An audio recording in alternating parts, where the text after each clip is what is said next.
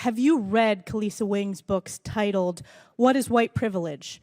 What Does It Mean to Defund the Police? What is the Black Lives Matter movement? Have you read those books? I have not read those books. Are you aware, however, that those books are in DoDEA K-12 schools throughout the country?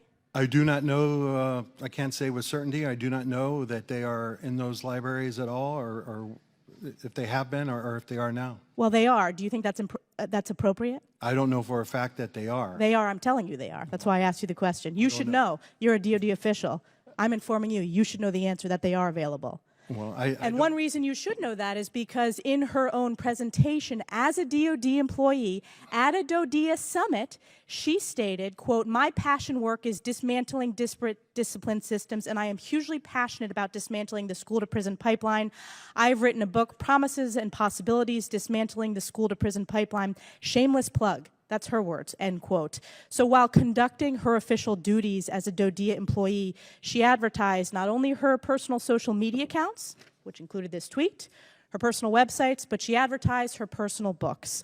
Are you aware that this is illegal for DoD employees to advertise and promote their personal books, that they will profit off of those sales?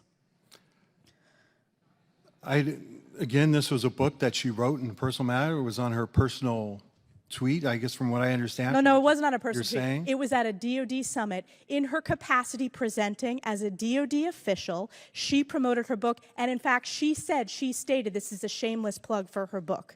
Is that illegal, and is that appropriate? I don't know who she was talking to or what the summer was. I'm not aware with that, but I can look into it and I'll get back to you. You seem to not know a lot of what's happening in the department. You seem to be inappropriate. So my expectation is that we'll continue educating you on what's happening in the Biden administration Department of Defense, but this is absolutely unacceptable. We expect that report, and I will take it as a result that we delivered, making sure that she should have been fired completely, but she was at least moved somewhere else, not dealing with our kids' educational systems. Well, there are restrictions that, again, she's a GS employee. She's not a senior executive. The inquiry did find that, you know, the tweets that she made or comments that she made were not in line with the Department of Defense or DoDEA schools, but they were made on a personal basis. That was the result of the inquiry. And we will look into the privacy that's in there, and we will share, we will look into what we can share and what we can't share. Elise Stefanik, always holding feet to the fire. I think she is so strong and so convicted. I think that she would be a good vice president pick for Trump. What do you say? But as far as these books go, I hate to break it to you, they are in schools all across our country, even in very red states, Florida, Texas, they're there.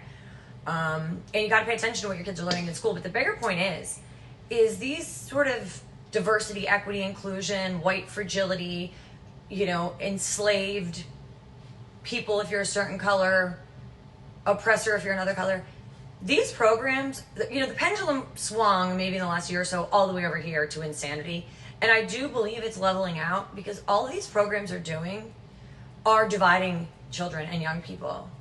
And it's creating so much, and there's really no upside, right? They're creating all of this animosity in schools based upon skin color, and it's setting us back 80 years. It truly is.